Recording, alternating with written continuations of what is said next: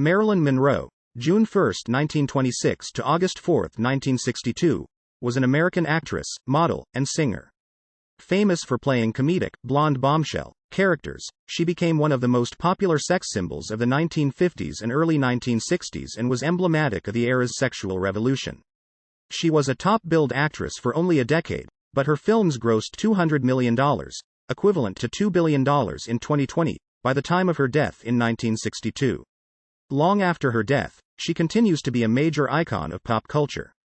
In 1999, the American Film Institute ranked Monroe sixth on its list of the greatest female screen legends from the golden age of Hollywood. Born and raised in Los Angeles, Monroe spent most of her childhood in foster homes and an orphanage and married at age 16. She was working in a factory during World War II when she met a photographer from the first motion picture unit and began a successful pin-up modeling career, which led to short-lived film contracts with 20th Century Fox and Columbiia Pictures. After a series of minor film roles, she signed a new contract with Fox in late 1950. Over the next 2 years, she became a popular actress with roles in several comedies, including As Young as You Feel and Monkey Business, and in the dramas Clash by Night and Don't Bother to Knock. She faced a scandal when it was revealed that she had posed for nude photos before she became a star, but the story did not damage her career and instead resulted in increased interest in her films. By 1953, Monroe was one of the most marketable Hollywood stars. She had leading roles in the film noir Niagara, which focused on her sex appeal, and the comedies Gentlemen Prefer Blondes and How to Marry a Millionaire, which established her star image as a dumb blonde. The same year, her nude images were used as the centerfold and on the cover of the first issue of Playboy. She played a significant role in the creation and management of her public image throughout her career, but she was disappointed when she was typecast and underpaid by the studio. She was briefly suspended in early 1954 for refusing a film project but returned to star in The 7-Year Itch, one of the biggest box office successes of her career. When the studio was still reluctant to change Monroe's contract, she founded her own film production company in 1954. She dedicated 1955 to building the company and began studying method acting under Lee Strasberg at the Actors Studio. Later that year, Fox awarded her a new contract, which gave her more control and a larger salary. Her subsequent roles included a critically acclaimed performance in Bus Stop and her first independent production in The Prince and the Showgirl. She won a Golden Globe for Best Actress for her work in Some Like It Hot, a critical and commercial success. Her last completed film was the drama The Misfits. Monroe's troubled private life received much attention. She struggled with addiction and mood disorders. Her marriages to retired baseball star Joe DiMaggio and to playwright Arthur Miller were highly publicized, and both ended in divorce. On August 4, 1962, she died at age 36 from an overdose of barbiturates at her home in Los Angeles. Her death was ruled a probable suicide, although several conspiracy theories have been proposed in the decades following her death. Life and career: 1926 to 1943, childhood and first marriage. Monroe was born as Norma Jean Mortensen on June 1, 1926 at the Los Angeles County Hospital in Los Angeles, California. Her mother, Gladys Pearl Baker, was from a poor Midwestern family who had migrated to California at the turn of the century. At the age of 15, she married John Newton Baker, an abusive man 9 years her senior. They had 2 children named Robert, 1917 to 1933, and Bernice, b. 1919. She successfully filed for divorce and sole custody in 1923, but Baker kidnapped the children soon after and moved with them to his native Kentucky. Monroe was not told that she had a sister until she was 12, and met Bernice for the first time as an adult. Following the divorce, Gladys worked as a film negative cutter at Consolidated Film Industries. In 1924, she married Martin Edward Mortensen, but they separated only some months later and divorced in 1928. The identity of Monroe's father is unknown, and she most often used Baker as her surname. Although Gladys was mentally and financially unprepared for a child, Monroe's early childhood was stable and happy. Gladys placed her daughter with evangelical Christian foster parents Albert and Ida Bollender in the rural town of Hawthorne. She also lived there for the first 6 months, until she was forced to move back to the city due to work. She then began visiting her daughter on weekends. In the summer of 1933, Gladys bought a small house in Hollywood with a loan from the Homeowners Loan Corporation and moved 7-year-old Monroe in with her. They shared the house with lodgers, actors George and Maud Atkinson and their daughter, Nellie. In January 1934, Gladys had a mental breakdown and was diagnosed with paranoid schizophrenia. After several months in a rest home, she was committed to the Metropolitan State Hospital. She spent the rest of her life in and out of hospitals and was rarely in contact with Monroe. Monroe became a ward of the state, and her mother's friend, Grace Goddard, took responsibility over her and her mother's affairs. In the next 4 years, Monroe's living situation changed often. For the first 16 months, she continued living with the Atkinsons, and may have been sexually abused during this time. Always a shy girl, she now also developed a stutter and became withdrawn.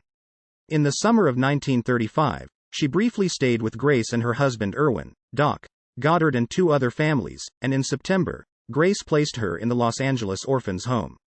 The orphanage was a model institution, and was described in positive terms by her peers, but Monroe felt abandoned. Encouraged by the orphanage staff who thought that Monroe would be happier living in a family, Grace became her legal guardian in 1936, but did not take her out of the orphanage until the summer of 1937. Monroe's second stay with the Goddards lasted only a few months because Doc molested her. She then lived brief periods with her relatives and Grace's friends and relatives in Los Angeles and Compton. It was Monroe's childhood experiences that first made her want to become an actor.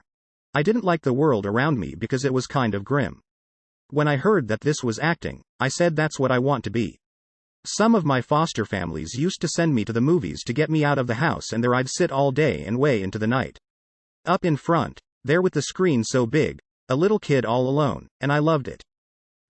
Monroe found a more permanent home in September 1938, when she began living with Grace's aunt, Anna Lower, in Sawtell. She was enrolled in Emerson Junior High School and went to weekly Christian Science services with Lower. Monroe was otherwise a mediocre student, but excelled in writing and contributed to the school newspaper. Due to the elderly Lower's health problems, Monroe returned to live with the Goddards in Van Nuys in around early 1941. The same year, she began attending Van Nuys High School. In 1942, the company that employed Doc Goddard relocated him to West Virginia. California child protection laws prevented the Goddards from taking Monroe out of state, and she faced having to return to the orphanage.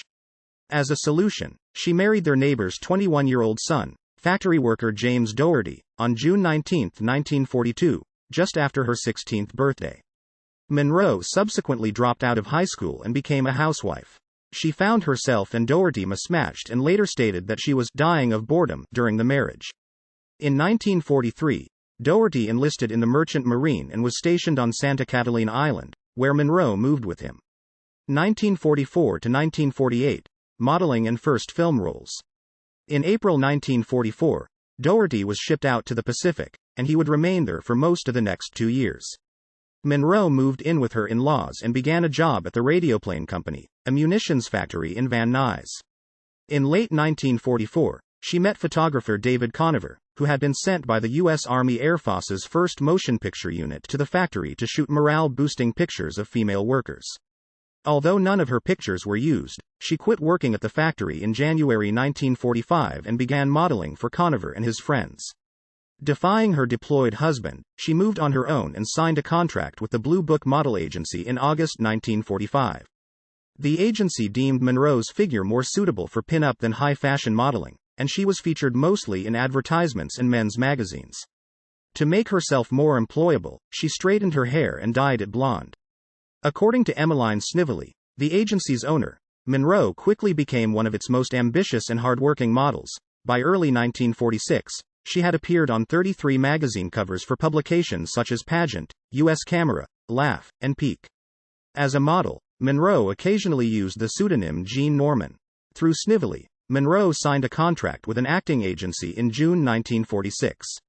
After an unsuccessful interview at Paramount Pictures, she was given a screen test by Ben Leone, a 20th Century Fox executive. Head executive Darrell F. Zanuck was unenthusiastic about it, but he gave her a standard 6-month contract to avoid her being signed by rival studio RKO Pictures. Monroe's contract began in August 1946, and she and Leone selected the stage name, Marilyn Monroe. The first name was picked by Leone, who was reminded of Broadway star Marilyn Miller. The last was Monroe's mother's maiden name. In September 1946, she divorced Doherty, who was against her career. Monroe spent her first 6 months at Fox in learning acting, singing, and dancing, and in observing the filmmaking process. Her contract was renewed in February 1947, and she was given her first film roles, bit parts in Dangerous Years and Scudda Who. Scudda Hey. The studio also enrolled her in the Actors Laboratory Theatre, an acting school teaching the techniques of the group theatre. She later stated that it was my first taste of what real acting in a real drama could be, and I was hooked. Despite her enthusiasm, her teachers thought her too shy and insecure to have a future in acting, and Fox did not renew her contract in August 1947. She returned to modeling while also doing occasional odd jobs at film studios, such as working as a dancing pacer behind the scenes to keep the leads on point at musical sets. Monroe was determined to make it as an actress, and continued studying at the Actors Lab. She had a small role in the play Glamour Preferred at the Bliss Hayden Theatre, but it ended after a couple of performances. To network, she frequented producers' offices, befriended gossip columnist Sidney Skolsky, and entertained influential male guests at studio functions, a practice she had begun at Fox. She also became a friend and occasional sex partner of Fox executive Joseph M. Schenck, who persuaded his friend Harry Cohn, the head executive of Columbia Pictures, to sign her in March 1948. At Columbiia, Monroe's look was modeled after Rita Hayworth and her hair was bleached platinum blonde. She began working with the studio's head drama coach, Natasha Lytes, who would remain her mentor until 1955. Her only film at the studio was the low-budget musical Ladies of the Chorus, in which she had her first starring role as a chorus girl who is courted by a wealthy man. She also screen tested for the lead role in Born Yesterday, but her contract was not renewed in September 1948. Ladies of the Chorus was released the following month and was not a success. 1949 to 1952, breakthrough years. When her contract at Columbiia ended, Monroe returned again to modeling. She shot a commercial for Pabst Beer and posed in artistic nudes for John Baumgarth calendars, using the name Mona Monroe. Monroe had previously posed topless or clad in a bikini for other artists such as Earl Moran, and felt comfortable with nudity. Shortly after leaving Columbiia, she also met and became the protégée and mistress of Johnny Hyde, the vice president of the William Morris Agency. Through Hyde, Monroe landed small roles in several films, including in 2 critically acclaimed works, Joseph Mankiewicz's drama All About Eve and John Huston's film noir The Asphalt Jungle. Despite her screen time being only a few minutes in the latter, she gained a mention in photoplay and, according to biographer Donald Spoto, moved effectively from movie model to serious actress. In December 1950, Hyde negotiated a 7-year contract for Monroe with 20th Century Fox. According to its terms, Fox could opt to not renew the contract after each year. Hyde died of a heart attack only days later, which left Monroe devastated. In 1951, Monroe had supporting roles in 3 moderately successful Fox comedies, As Young as You Feel, Love Nest, and Let's Make It Legal. According to Spoto, all 3 films featured her, essentially, as a sexy ornament, but she received some praise from critics. Bosley Crowther of the New York Times described her as superb in As Young as You Feel, and Ezra Goodman of the Los Angeles Daily News called her one of the brightest up-and-coming actresses for Love Nest. Her popularity with audiences was also growing. She received several thousand fan letters a week, and was declared Miss Cheesecake of 1951 by the Army newspaper Stars and Stripes, reflecting the preferences of soldiers in the Korean War. In February 1952, the Hollywood Foreign Press Association named Monroe the best young box office personality. In her private life, Monroe had a short relationship with director Elia Kazan and also briefly dated several other men, including director Nicholas Ray and actors Yul Brynner and Peter Lawford. In early 1952, she began a highly publicized romance with retired New York Yankees baseball star Joe DiMaggio, one of the most famous sports personalities of the era. Monroe found herself at the center of a scandal in March 1952, when she revealed publicly that she had posed for a nude calendar in 1949. The studio had learned about the photos and that she was publicly rumored to be the model some weeks prior, and together with Monroe decided that to avoid damaging her career it was best to admit to them while stressing that she had been broke at the time. The strategy gained her public sympathy and increased interest in her films, for which she was now receiving top billing. In the wake of the scandal, Monroe was featured on the cover of Life as the talk of Hollywood, and gossip columnist Hedda Hopper declared her the Cheesecake Queen, turned box office smash. Fox released 3 of Monroe's films, Clash by Night, Don't Bother to Knock and We're Not Married, soon after to capitalize on the public interest. Despite her newfound popularity as a sex symbol, Monroe also wished to show more of her acting range. She had begun taking acting classes with Michael Chekhov and mime Lot Gosler soon after beginning the Fox contract, and Clash by Night and Don't Bother to Knock showed her in different roles. In the former, a drama starring Barbara Stanwyck and directed by Fritz Lang, she played a fish cannery worker. To prepare, she spent time in a fish cannery in Monterey. She received positive reviews for her performance. The Hollywood Reporter stated that she deserves starring status with her excellent interpretation, and Variety wrote that she has an ease of delivery which makes her a cinch for popularity. The latter was a thriller in which Monroe starred as a mentally disturbed babysitter and which Zanuck used to test her abilities in a heavier dramatic role. It received mixed reviews from critics, with Crowther deeming her too inexperienced for the difficult role, and Variety blaming the script for the film's problems. Monroe's three other films in 1952 continued with her typecasting in comic roles that focused on her sex appeal. In We're Not Married, her role as a beauty pageant contestant was created solely to present Marilyn in two bathing suits, according to its writer Nunnally Johnson. In Howard Hawks' Monkey Business, in which she acted opposite Cary Grant, she played a secretary who is a dumb, childish blonde, innocently unaware of the havoc her sexiness causes around her. In O. Henry's Full House, she had a minor role as a sex worker. Monroe added to her reputation as a new sex symbol with publicity stunts that year. She wore a revealing dress when acting as Grand Marshal at the Miss America pageant parade, and told gossip columnist Earl Wilson that she usually wore no underwear. By the end of the year, gossip columnist Floribel Muir named Monroe the It Girl of 1952. During this period, Monroe gained a reputation for being difficult to work with, which would worsen as her career progressed. She was often late or did not show up at all, did not remember her lines, and would demand several retakes before she was satisfied with her performance. Her dependence on her acting coaches, Natasha Lytess and then Paula Strasberg, also irritated directors.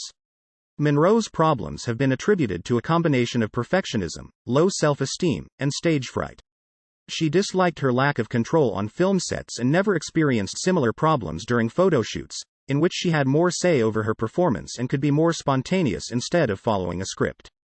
To alleviate her anxiety and chronic insomnia, she began to use barbiturates, amphetamines, and alcohol, which also exacerbated her problems, although she did not become severely addicted until 1956. According to Sarah Churchwell, some of Monroe's behavior, especially later in her career, was also in response to the condescension and sexism of her male co-stars and directors. Similarly, biographer Lois Banner has stated that she was bullied by many of her directors. 1953. Rising Star. Monroe starred in 3 movies that were released in 1953 and emerged as a major sex symbol and one of Hollywood's most bankable performers. The first was the Technicolor film noir Niagara, in which she played a femme fatale scheming to murder her husband, played by Joseph Cotten. By then, Monroe and her makeup artist Alan Whitey Snyder had developed her trademark makeup look: dark arched brows, pale skin, glistening, red lips and a beauty mark. According to Sarah Churchwell, Niagara was one of the most overtly sexual films of Monroe's career. In some scenes, Monroe's body was covered only by a sheet or a towel, considered shocking by contemporary audiences. Niagara's most famous scene is a 30-second-long shot behind Monroe where she is seen walking with her hips swaying, which was used heavily in the film's marketing. When Niagara was released in January 1953, women's clubs protested it as immoral, but it proved popular with audiences. While Variety deemed it cliched and morbid, the New York Times commented that The Falls and Miss Monroe are something to see, as although Monroe may not be the perfect actress at this point, she can be seductive, even when she walks. Monroe continued to attract attention by wearing revealing outfits, most famously at the Photoplay Awards in January 1953, where she won the Fastest Rising Star award. She wore a skin-tight gold lame dress, which prompted veteran star Joan Crawford to publicly call her behavior unbecoming an actress and a lady. While Niagara made Monroe a sex symbol and established her look, her second film of 1953, the satirical musical comedy Gentlemen Prefer Blondes, cemented her screen persona as a dumb blonde. Based on Anita Lou's novel and its Broadway version, the film focuses on 2 gold-digging showgirls played by Monroe and Jane Russell. Monroe's role was originally intended for Betty Grable, who had been 20th Century Fox's most popular, blonde bombshell, in the 1940s. Monroe was fast eclipsing her as a star who could appeal to both male and female audiences. As part of the film's publicity campaign, she and Russell pressed their hand and footprints in wet concrete outside Grauman's Chinese Theater in June. Gentlemen Prefer Blondes was released shortly after and became one of the biggest box office successes of the year. Crowther of the New York Times and William Brogdon of Variety both commented favorably on Monroe, especially noting her performance of Diamonds Are a Girl's Best Friend. According to the latter, she demonstrated the ability to sex a song as well as point up the eye values of a scene by her presence. In September, Monroe made her television debut in The Jack Benny Show, playing Jack's fantasy woman in the episode, Honolulu Trip. She co-starred with Betty Grable and Lauren Bacall in her third movie of the year, How to Marry a Millionaire, released in November. It featured Monroe as a naive model who teams up with her friends to find rich husbands, repeating the successful formula of Gentlemen Prefer Blondes. It was the second film ever released in CinemaScope, a widescreen format that Fox hoped would draw audiences back to theaters as television was beginning to cause losses to film studios. Despite mixed reviews, the film was Monroe's biggest box office success at that point in her career. Monroe was listed in the annual Top 10 Money-Making Stars poll in both 1953 and 1954, and according to Fox historian Aubrey Solomon became the studio's greatest asset, alongside CinemaScope. Monroe's position as a leading sex symbol was confirmed in December 1953, when Hugh Hefner featured her on the cover and as centerfold in the first issue of Playboy. Monroe did not consent to the publication. The cover image was a photograph taken of her at the Miss America pageant parade in 1952, and the centerfold featured one of her 1949 nude photographs. 1954–1955. Conflicts with 20th Century Fox and marriage to Joe DiMaggio. Monroe had become one of 20th Century Fox's biggest stars, but her contract had not changed since 1950, meaning that she was paid far less than other stars of her stature and could not choose her projects. Her attempts to appear in films that would not focus on her as a pin-up had been thwarted by the studio head executive, Darryl F. Zanuck, who had a strong personal dislike of her and did not think she would earn the studio as much revenue in other types of roles. Under pressure from the studio's owner, Spiros Skouras, Zanuck had also decided that Fox should focus exclusively on entertainment to maximize profits and canceled the production of any serious films. In January 1954, he suspended Monroe when she refused to begin shooting yet another musical comedy, The Girl in Pink Tights. This was front-page news, and Monroe immediately took action to counter negative publicity. On January 14, she and Joe DiMaggio were married at the San Francisco City Hall. They then traveled to Japan, combining a honeymoon with his business trip. From Tokyo, she traveled alone to Korea, where she participated in a USO show, singing songs from her films for over 60,000 U.S. Marines over a 4-day period. After returning to the U.S., she was awarded Photoplay's Most Popular Female Star prize. Monroe settled with Fox in March, with the promise of a new contract, a bonus of $100,000, and a starring role in the film adaptation of the Broadway success The 7-Year Itch. In April 1954, Otto Preminger's Western River of No Return, the last film that Monroe had filmed prior to the suspension, was released. She called it a Z-grade cowboy movie in which the acting finished second to the scenery in the CinemaScope process, but it was popular with audiences. The first film she made after the suspension was the musical There's No Business Like Show Business, which she strongly disliked but the studio required her to do for dropping The Girl in Pink Tights. It was unsuccessful upon its release in late 1954, with Monroe's performance considered vulgar by many critics. In September 1954, Monroe began filming Billy Wilder's comedy The 7-Year Itch, starring opposite Tom Ewell as a woman who becomes the object of her married neighbor's sexual fantasies. Although the film was shot in Hollywood, the studio decided to generate advance publicity by staging the filming of a scene in which Monroe is standing on a subway grate with the air blowing up the skirt of her white dress on Lexington Avenue in Manhattan. The shoot lasted for several hours and attracted nearly 2,000 spectators. The subway grate scene became one of Monroe's most famous, and The 7-Year Itch became one of the biggest commercial successes of the year after its release in June 1955. The publicity stunt placed Monroe on international front pages, and it also marked the end of her marriage to DiMaggio, who was infuriated by it. The union had been troubled from the start by his jealousy and controlling attitude. He was also physically abusive. After returning from NYC to Hollywood in October 1954, Monroe filed for divorce, after only 9 months of marriage. After filming for the 7-year it wrapped up in November 1954, Monroe left Hollywood for the East Coast, where she and photographer Milton Green founded their own production company, Marilyn Monroe Productions, an action that has later been called instrumental in the collapse of the studio system. Monroe stated that she was tired of the same old sex roles, and asserted that she was no longer under contract to Fox, as it had not fulfilled its duties, such as paying her the promised bonus. This began a year-long legal battle between her and Fox in January 1955. The press largely ridiculed Monroe, and she was parodied in the Broadway play Will Success Spoil Rock Hunter, in which her lookalike Jane Mansfield played a dumb actress who starts her own production company.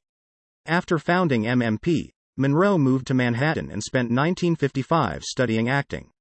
She took classes with Constance Collier and attended workshops on method acting at the Actors Studio, run by Lee Strasberg. She grew close to Strasberg and his wife Paula, receiving private lessons at their home due to her shyness, and soon became a family member.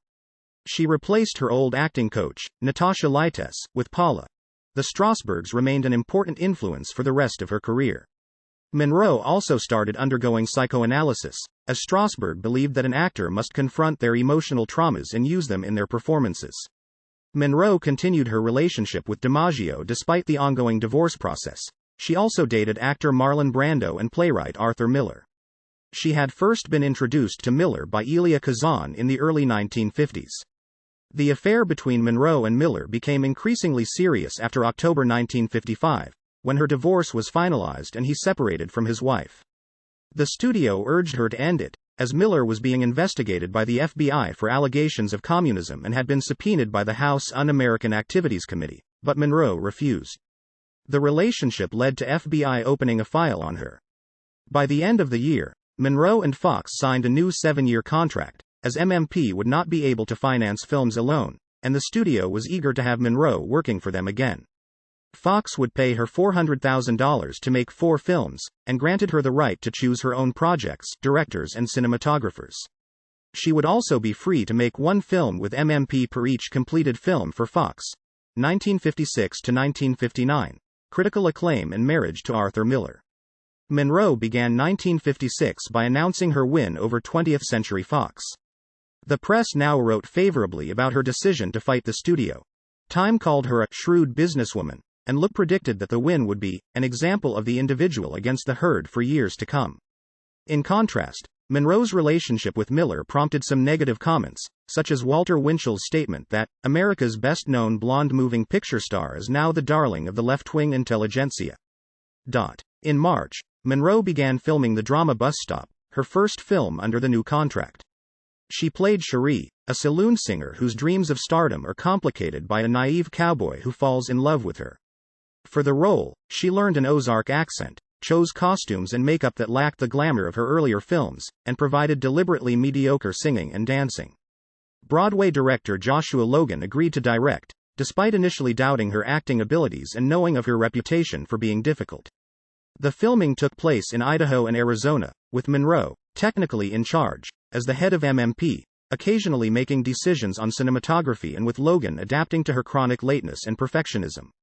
The experience changed Logan's opinion of Monroe, and he later compared her to Charlie Chaplin in her ability to blend comedy and tragedy. On June 29, Monroe and Miller were married at the Westchester County Court in White Plains, New York. 2 days later they had a Jewish ceremony at the home of Kay Brown, Miller's literary agent, in Wacabuck, New York. With the marriage, Monroe converted to Judaism, which led Egypt to ban all of her films. Due to Monroe's status as a sex symbol and Miller's image as an intellectual, the media saw the union as a mismatch, as evidenced by Variety's headline, "Egghead Weds Hourglass."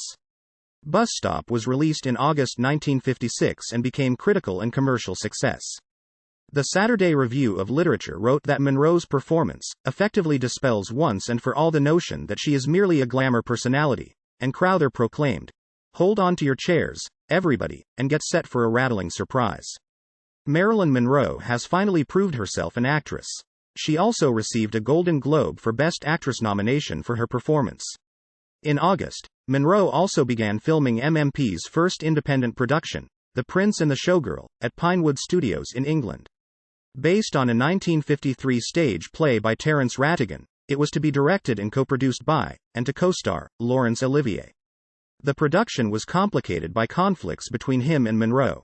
Olivier, who had also directed and starred in the stage play, angered her with the patronizing statement, "All you have to do is be sexy," and with his demand she replicate Vivien Leigh's stage interpretation of the character. He also disliked the constant presence of Paula Strasberg, Monroe's acting coach, on set. In retaliation, Monroe became incooperative and began to deliberately arrive late, stating later that, "If you don't respect your artists, they can't work well." Monroe also experienced other problems during the production. Her dependence on pharmaceuticals escalated and, according to Spoto, she had a miscarriage. She and Green also argued over how MMP should be run. Despite the difficulties, filming was completed on schedule by the end of 1956. The Prince and the Showgirl was released to mixed reviews in June 1957 and proved unpopular with American audiences. It was better received in Europe, where she was awarded the Italian David di Donatello and the French Crystal Star Awards and was nominated for a BAFTA. After returning from England, Monroe took an 18-month hiatus to concentrate on family life. She and Miller split their time between NYC, Connecticut and Long Island. She had an ectopic pregnancy in mid-1957, and a miscarriage a year later. These problems were most likely linked to her endometriosis. Monroe was also briefly hospitalized due to a barbiturate overdose. As she and Green could not settle their disagreements over MMP, Monroe bought his share of the company. Monroe returned to Hollywood in July 1958 to act opposite Jack Lemmon and Tony Curtis in Billy Wilder's comedy on gender roles, Some Like It Hot. She considered the role of Sugar Cane another, dumb blonde, but accepted it due to Miller's encouragement and the offer of 10% of the film's profits on top of her standard pay. The film's difficult production has since become legendary. Monroe demanded dozens of retakes, and did not remember her lines or act as directed. Curtis famously stated that kissing her was like kissing Hitler, due to the number of retakes. Monroe herself privately likened the production to a sinking ship and commented on her co-stars and director saying, "But, why should I worry? I have no phallic symbol to lose."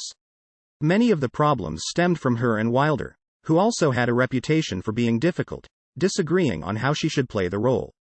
She angered him by asking to alter many of her scenes, which in turn made her stage fright worse, and it is suggested that she deliberately ruined several scenes to act them her way. In the end, Wilder was happy with Monroe's performance and stated, "Anyone can remember lines, but it takes a real artist to come on the set and not know her lines and yet give the performance she did." Some Like It Hot became a critical and commercial success when it was released in March 1959. Monroe's performance earned her a Golden Globe for Best Actress, and prompted Variety to call her a comedienne with that combination of sex appeal and timing that just can't be beat. It has been voted one of the best films ever made in polls by the BBC, the American Film Institute, and Sight and Sound. 1960 to 1962, career decline and personal difficulties. After Some Like It Hot, Monroe took another hiatus until late 1959, when she starred in the musical comedy Let's Make Love. She chose George Cukor to direct and Miller rewrote some of the script, which she considered weak. She accepted the part solely because she was behind on her contract with Fox. The film's production was delayed by her frequent absences from the set. During the shoot, Monroe had an extramarital affair with her co-star Eve Montand, which was widely reported by the press and used in the film's publicity campaign. Let's Make Love was unsuccessful upon its release in September 1960. Crowther described Monroe as appearing rather untidy and lacking. The Old Monroe dynamism, and Hedda Hopper called the film the most vulgar picture Monroe's ever done. Truman Capote lobbied for Monroe to play Holly Golightly in a film adaptation of Breakfast at Tiffany's, but the role went to Audrey Hepburn as its producers feared that she would complicate the production. The last film that Monroe completed was John Huston's The Misfits, which Miller had written to provide her with a dramatic role. She played a recently divorced woman who becomes friends with three aging cowboys, played by Clark Gable, Eli Wallach and Montgomery Clift. The filming in the Nevada desert between July and November 1960 was again difficult. Monroe and Miller's marriage was effectively over, and he began a new relationship with set photographer Ing Morath. Monroe disliked that he had based her role partly on her life, and thought it inferior to the male roles. She also struggled with Miller's habit of rewriting scenes the night before filming. Her health was also failing. She was in pain from gallstones, and her drug addiction was so severe that her makeup usually had to be applied while she was still asleep under the influence of barbiturates. In August, filming was halted for her to spend a week in a hospital detox. Despite her problems, Huston stated that when Monroe was acting, she was not pretending to an emotion. It was the real thing. She would go deep down within herself and find it and bring it up into consciousness. Monroe and Miller separated after filming Wrapped, and she obtained a Mexican divorce in January 1961. The Misfits was released the following month, failing at the box office. Its reviews were mixed, with Variety complaining of frequently choppy character development, and Bosley Crowther calling Monroe completely blank and unfathomable, and stating that, unfortunately for the film's structure, everything turns upon her. It has received more favorable reviews in the 21st century. Jeff Andrew of the British Film Institute has called it a classic. Houston scholar Tony Tracy has described Monroe's performance the most mature interpretation of her career, and Jeffrey McNabb of The Independent has praised her for being extraordinary in portraying the character's power of empathy. Monroe was next to star in a television adaptation of W. Somerset Maugham's Reign for NBC, but the project fell through as the network did not want to hire her choice of director, Lee Strasberg. Instead of working, she spent the first 6 months of 1961 preoccupied by health problems. She underwent a cholecystectomy and surgery for her endometriosis, and spent 4 weeks hospitalized for depression. She was helped by ex-husband Joe DiMaggio, with whom she rekindled a friendship, and dated his friend, Frank Sinatra, for several months. Monroe also moved permanently back to California in 1961, purchasing a house at 12,305 Fifth Helena Drive in Brentwood, Los Angeles in early 1962. Monroe returned to the public eye in the spring of 1962. She received a World Film Favorite Golden Globe Award and began to shoot a film for Fox, Something's Got to Give, a remake of My Favorite Wife. It was to be co-produced by MMP, directed by George Cukor, and to co-star Dean Martin and Sid Charisse. Days before filming began, Monroe caught sinusitis. Despite medical advice to postpone the production, Fox began it as planned in late April. Monroe was too sick to work for the majority of the next 6 weeks, but despite confirmations by multiple doctors, the studio pressurized her by alleging publicly that she was faking it. On May 19, she took a break to sing "Happy Birthday, Mr. President" on stage at President John F. Kennedy's early birthday celebration at Madison Square Garden in New York. She drew attention with her costume, a beige, skin-tight dress covered in rhinestones, which made her appear nude. Monroe's trip to New York caused even more irritation for Fox executives, who had wanted her to cancel it. Monroe next filmed a scene for Something's Got to Give in which she swam naked in a swimming pool. To generate advance publicity, the press was invited to take photographs. These were later published in Life. This was the first time that a major star had posed nude at the height of their career. When she was again on sick leave for several days, Fox decided that it could not afford to have another film running behind schedule when it was already struggling with the rising costs of Cleopatra. On June 7, Fox fired Monroe and sued her for $750,000 in damages. She was replaced by Lee Remick, but after Martin refused to make the film with anyone other than Monroe, Fox sued him as well and shut down the production. The studio blamed Monroe for the film's demise and began spreading negative publicity about her, even alleging that she was mentally disturbed. Fox soon regretted its decision and reopened negotiations with Monroe later in June. A settlement about a new contract, including recommencing Something's Got to Give and a starring role in the black comedy What a Way to Go, was reached later that summer. She was also planning on starring in a biopic of Jean Harlow. To repair her public image, Monroe engaged in several publicity ventures, including interviews for Life and Cosmopolitan and her first photo shoot for Vogue. For Vogue, she and photographer Bert Stern collaborated for 2 series of photographs, one a standard fashion editorial and another of her posing nude, which were published posthumously with the title The Last Sitting. Death and Funeral. During her final months, Monroe lived at 12,305 Fifth Helena Drive in the Brentwood neighborhood of Los Angeles. Her housekeeper Eunice Murray was staying overnight at the home on the evening of August 4, 1962. Murray awoke at 3 a.m. on August 5 and sensed that something was wrong. She saw light from under Monroe's bedroom door but was unable to get a response and found the door locked. Murray then called Monroe's psychiatrist, Ralph Greenson, who arrived at the house shortly after and broke into the bedroom through a window to find Monroe dead in her bed. Monroe's physician, Hyman Engelberg, arrived at around 3:50 a.m. and pronounced her dead at the scene. At 4:25 a.m., the LAPD was notified. Monroe died between 8:30 p.m. and 10:30 p.m. on August 4, and the toxicology report showed that the cause of death was acute barbiturate poisoning. She had 8 milligrams per 100 milliliters of solution, chloral hydrate, and 4.5 milligrams percent of pentobarbital in her blood, and 13 milligrams percent of pentobarbital in her liver. Empty medicine bottles were found next to her bed. The possibility that Monroe had accidentally overdosed was ruled out because the dosages found in her body were several times over the lethal limit. The Los Angeles County Coroner's Office was assisted in their investigation by the Los Angeles Suicide Prevention Team, who had expert knowledge on suicide. Monroe's doctors stated that she had been prone to severe fears and frequent depressions, with abrupt and unpredictable mood changes, and had overdosed several times in the past, possibly intentionally. Due to these facts and the lack of any indication of foul play, Deputy Coroner Thomas Noguchi classified her death as a probable suicide. Monroe's sudden death was front-page news in the United States and Europe. According to Lois Banner, it said that the suicide rate in Los Angeles doubled the month after she died. The circulation rate of most newspapers expanded that month, and the Chicago Tribune reported that they had received hundreds of phone calls from members of the public requesting information about her death.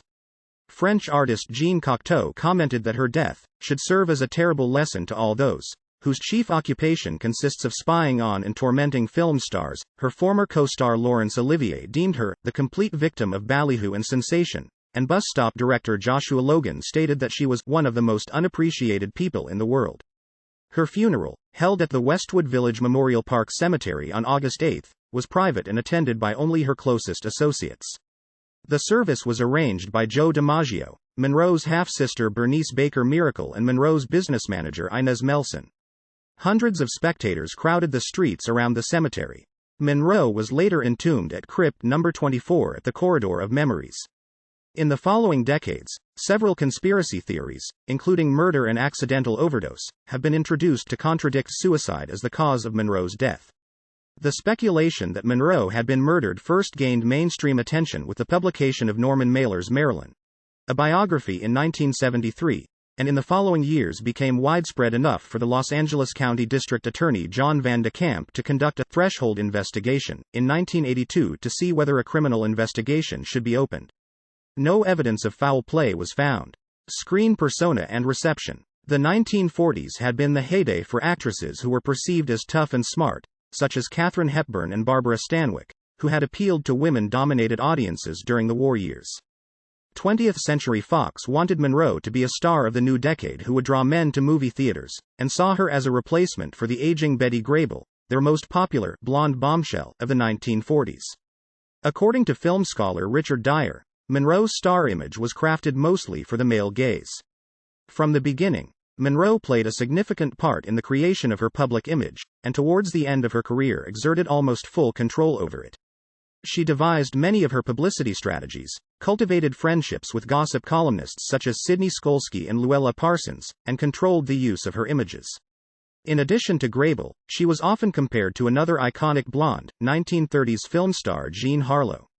The comparison was prompted partly by Monroe, who named Harlow as her childhood idol, wanted to play her in a biopic, and even employed Harlow's hairstylist to color her hair. Monroe's screen persona focused on her blonde hair and the stereotypes that were associated with it, especially dumbness, naivete, sexual availability, and artificiality. She often used a breathy, childish voice in her films, and in interviews gave the impression that everything she said was utterly innocent and uncalculated, parodying herself with double entendres that came to be known as Monroeisms. For example, when she was asked what she had on in the 1949 nude photo shoot, she replied, "I had the radio on." In her films, Monroe usually played the girl, who is defined solely by her gender. Her roles were almost always chorus girls, secretaries, or models. Occupations where the woman is on show, there for the pleasure of men. Monroe began her career as a pin-up model, and was noted for her hourglass figure. She was often positioned in film scenes so that her curvy silhouette was on display, and often posed like a pin-up in publicity photos.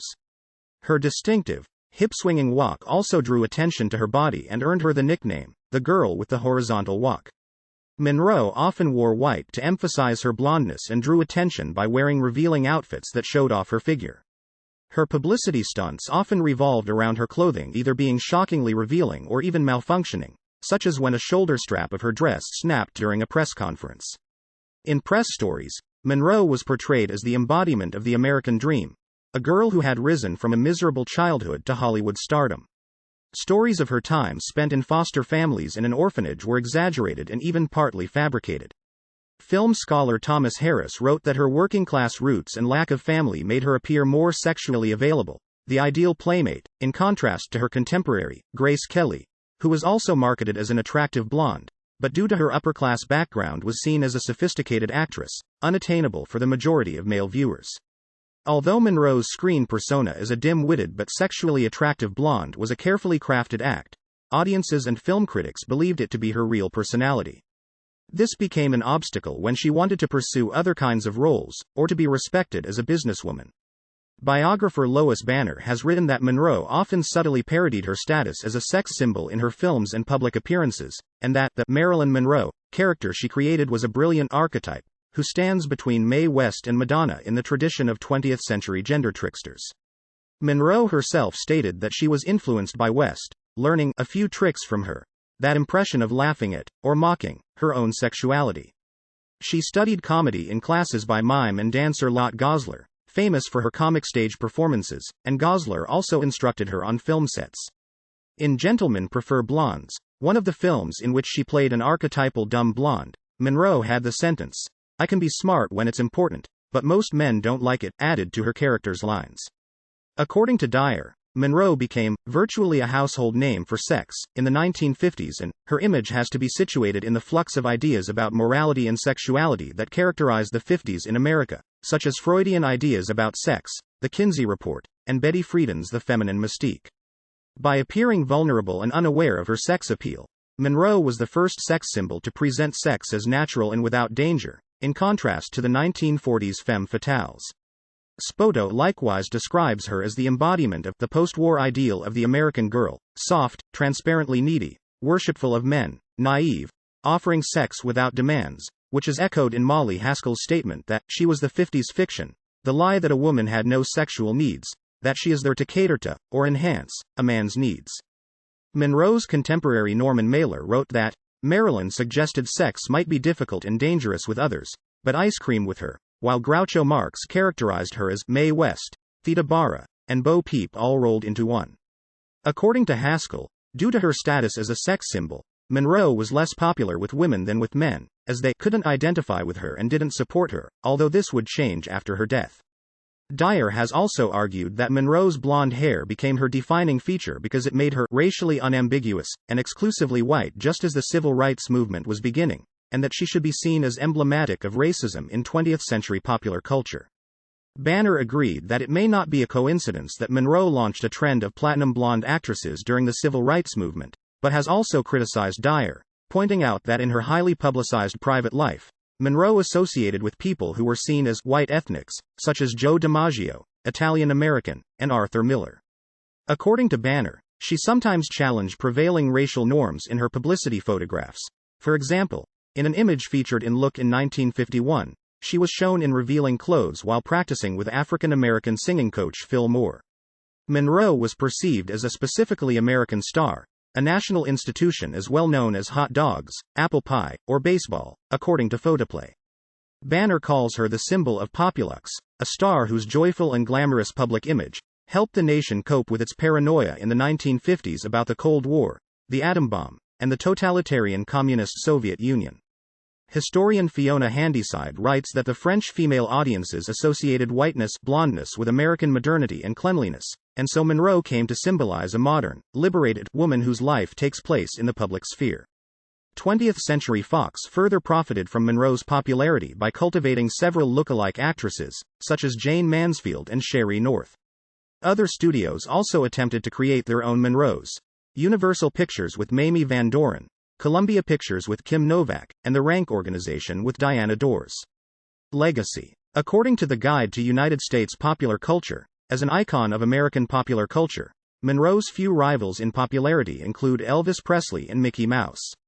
No other star has ever inspired such a wide range of emotions, from lust to pity, from envy to remorse.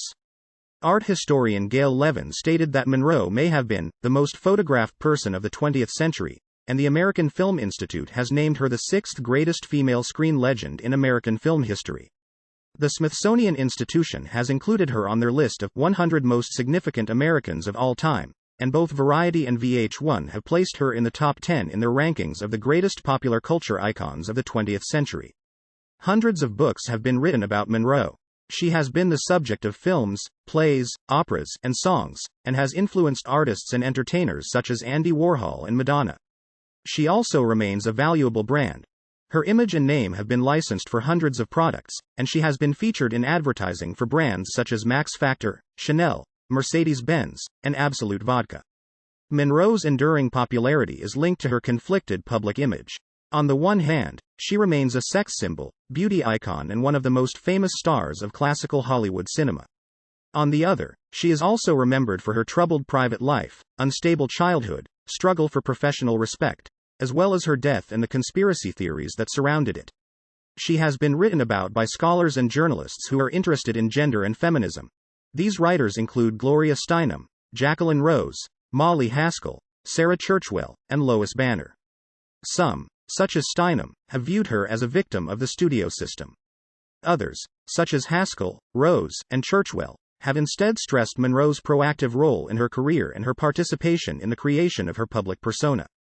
Due to the contrast between her stardom and troubled private life, Monroe is closely linked to broader discussions about modern phenomena such as mass media, fame, and consumer culture. According to academic Suzanne Hamsha, Monroe has continued relevance to ongoing discussions about modern society, and she is never completely situated in one time or place, but has become a surface on which narratives of American culture can be reconstructed, and functions as a cultural type that can be reproduced, transformed, translated into new contexts, and enacted by other people. Similarly, Banner has called Monroe the eternal shapeshifter, who is recreated by each generation, even each individual. To their own specifications, Monroe remains a cultural icon, but critics are divided on her legacy as an actress. David Thompson called her body of work insubstantial, and Pauline Kael wrote that she could not act, but rather used her lack of an actress's skills to amuse the public. She had the wit or crassness or desperation to turn cheesecake into acting, and vice versa. She did what others had the good taste not to do. In contrast, Peter Bradshaw wrote that Monroe was a talented comedian who understood how comedy achieved its effects, and Roger Ebert wrote that Monroe's eccentricities and neuroses on sets became notorious, but studios put up with her long after any other actress would have been blackballed because what they got back on the screen was magical. Similarly, Jonathan Rosenbaum stated that she subtly subverted the sexist content of her material, and that the difficulty some people have discerning Monroe's intelligence as an actress seems rooted in the ideology of a repressive era, when superfeminine women weren't supposed to be smart. This audio uses material from the Wikipedia article Marilyn Monroe n.wikipedia.org/wiki/Marilyn_Monroe, which is released under the license Creative Commons. Attribution Share Alike 3.0 Unported. CC by SA 3.0 creativecommons.org/licenses/by SA/3.0